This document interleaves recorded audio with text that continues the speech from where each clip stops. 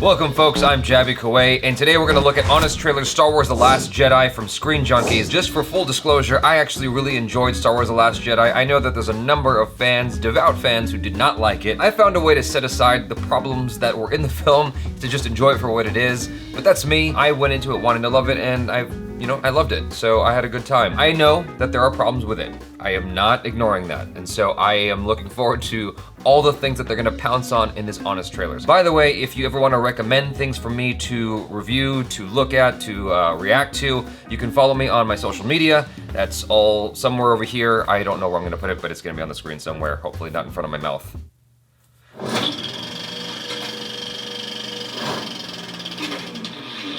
In a polarized world, the next installment of the franchise, all about balance and non-attachment, will be worshipped, hated, and obsessed over until it's not even fun to talk about anymore. This is not going to go the way you think. Nah, we know Star Wars fans by now. Yeah. Star Wars: The Last Jedi. Forget the love letter to the originals that was The Force Awakens, because Episode 8 subverts everything you've come to expect, making it the Worst one ever. Aw, who invited the original Honest Trailer voice back? Are you really gonna do the old ones are better / new ones are better thing we did with The Force Awakens? The only way to talk about Star Wars now is in absolutes, so yes. Kinda Sithy of you, but fine. Making Last Jedi a refreshing update to a predictable formula. That spits in the face of everything you once loved. Whiner. Traitor. Meet the new class of heroes coming into their own, like Rey, who after being called by Luke's lightsaber, is called by the Jedi text, called by a big wet hole, and called by her greatest frenemy. Yet still gets zero answers to any of her questions. I thought I'd find answers here. I was wrong. Poe, who grows from a hotshot sexy pilot, To a treasonous failure with more blood on his hands than the Empire. First Order, Same That's difference. true. and Finn, Yeah. who went from a deserter running away from the war. To a deserter running away from the war. With the help of newcomer Rose, he'll learn to put the greater good above himself. Thanks to a pointless side quest to Casino Royale. Yeah, Because I how get dare they spend it. 50 I get minutes it. connecting the action to a larger theme? The larger theme being, is it possible to miss pod racing? I didn't think so, but here we are. But forget about the butthurt fanboys who are just mad the movie isn't closer to the one they wrote in their heads. Hey, Because there's still all the old favorites like Leia, a battle-hardened general trying to keep the spark of hope alive. and she's in a coma, Chewbacca, who gets nothing to do, and Luke Skywalker. who after sad old Han and sad old Leia really drives home how your heroes are all sad and old now. He's turned his back on the franchise after watching the prequels. The legacy of the Jedi is failure. And not even reruns of A New Hope can change his mind. It was a cheap move. Because what Star Wars fans really needed was to see their idol throw his lightsaber away like it was some kind of joke. And Star Wars is not a joke to me. Yeah, I've been meaning to talk to you about... Rian Johnson ruined my childhood like he ruined the laws of space battle. There are no laws to space battle. There should be. Luke isn't the only Skywalker who has issues with the franchise. Kylo Ren is back, and he's demanding a full reboot. Let the past die. Kill it, if you have to. When he doesn't look like he's about to cry, which is always. Yeah, I agree with that. Watch as he ditches the Vader fanboy act, the Mighty Duck mask, The Mighty and Duck his mask. shirt. Babes. Ooh, hey, you distracted me on purpose. Too late, moving on.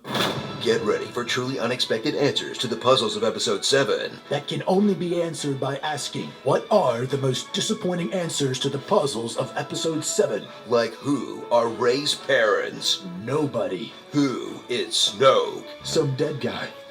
And how did Maz Kanata get Luke's lightsaber? It doesn't matter, and you're stupid for asking. That after all the hours of speculation and analysis was genuinely exhilarating. Insulting. Whoa, how do we keep from a certain point of viewing each other? Yeah, we're both pretty big Star Wars nerds, huh? So gear up for the most divisive Star Wars film ever made. where Rian Johnson either doesn't understand the lore, Or he made the first Star Wars movie that lives up to the values it preaches, instead of endorsing royal bloodlines and reckless aggression. okay, enough division. Let's say our favorite things about it on the count of 3. 1, 2, 3. Ray Ray and Kylo team up to fight the Praetorian Guard. How about Yoda hitting Luke with a stick? Porgs! Wait, really? Yeah, I'll own it. Okay, now, least favorite. Although not telling anyone her plan. I get knocking Poe down a peg, but come on. They're taking shuttles to a fort. Why make everyone think they're gonna die? I can't argue with that, though I'm sure people will. Should we do this again for Solo? Nah. I'm not gonna see that crap. Starring After Star Wars fan base. Salt. Blu-ray, Luke Teatmilker.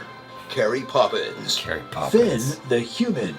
I've been kissed by a rose on the brain. Kai so serious. Nope. Give me the Karkin keys, you Karkin nerf herder. Short round. Ouch. Pew. Brienne of Darth. Hugs to be you. And redemption for Star Wars Kid. Star Wars, the last one you'll pay to see. Until the next one comes out. Maybe. It is time for my fandom to end. Did you hear JJ finish the script for episode 9? My fandom is back. Temporarily. Everything they were attacking in here, I was pretty much expecting they were going to attack. I mean, that whole middle sequence with the casino thing, I've tried to justify it a number of times on my own, with people, with friends, and it's like, yeah, it was kind of derailing the plot, and there's nothing I can really say to defend that. It's sort of not needed in the movie. I think that there was still some point made with it, it just wasn't the strongest scene. If you dropped it from the film, it probably would have been the same movie ultimately. That is how they acquired Benicio del Toro's character. I don't know, I don't want to get into it. This one didn't have me like side busting laughing, but it certainly made me laugh on the inside and smile because there were funny moments for sure. I don't know if I agree that it's the most divisive Star Wars movie ever. I think that everything after episode 6 is divisive. Like even episode 6 itself is divisive. I don't know if it's as divisive as this necessarily, but it comes close if you really think about it, because there's a lot of people who maybe they don't voice it quite as strong. Like people were vehemently voicing their opinion against Last Jedi. We are also in an age where we can do that more effectively than ever before, because when episode 6 dropped, there was no Twitter, there was no internet like there is today. Everyone has access to this means of communicating with each other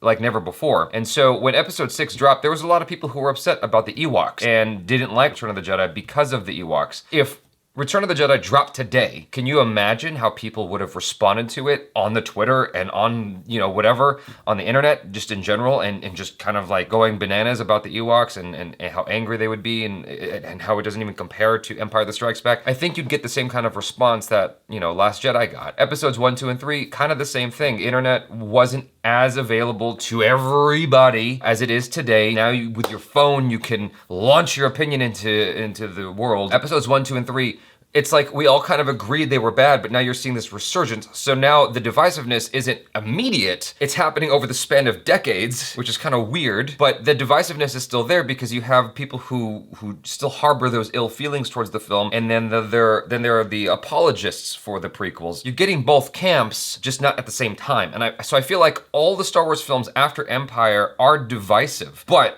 this is the one where it's the most glaring. Actually, I take it back. Force Awakens was not quite as divisive. I was in the minority camp of fans that didn't like Force Awakens quite as much. I could see a lot of the problems already, and I could see that people wouldn't appreciate it quite as much down the road. I was just kind of beating them to the punch in that regard, because I feel like a lot of people have kind of looked at it again and were like, yeah, it's not quite as awesome as it was when I first watched it. And don't get me wrong, like it was exciting, but I saw issues with the film early on, and I liked it okay. I ended up appreciating Last Jedi more. I know that sounds crazy to some of you. I ended up appreciating Last Jedi more. Just, I don't know why. It got like, I don't even want to bother going into it. I don't know if I could articulate it properly at this moment in time. Force Awakens was not as divisive. Not yet, anyway. I'm sure with time, you'll have people who are like, The Force Awakens was the best one since Empire, and then people who are like, no, it sucks because of blah, blah, blah, and it'll be like 50-50. This was just immediately 50-50.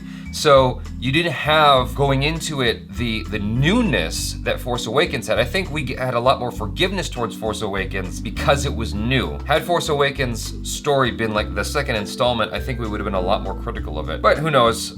Maybe I'm wrong. It's just my thought. You guys, I want to hear what you think of it. I want to hear what you think of the Screen Junkies' take on this. I think they might have made a lot of good points, but a lot of the points they were making were points we kind of all knew already. From a critical, objective standpoint, I'm in agreement with a number of the things they pointed out. But I still enjoyed the movie. Like, just because there were things that were problematic doesn't mean I can't enjoy it. I still had fun anyway. So you guys, let me know your thoughts in the comments below. And please, subscribe to the channel, follow me on social media, and you can hit me with requests for reactions there. That's it. I'm Jaby Koay. Peace out.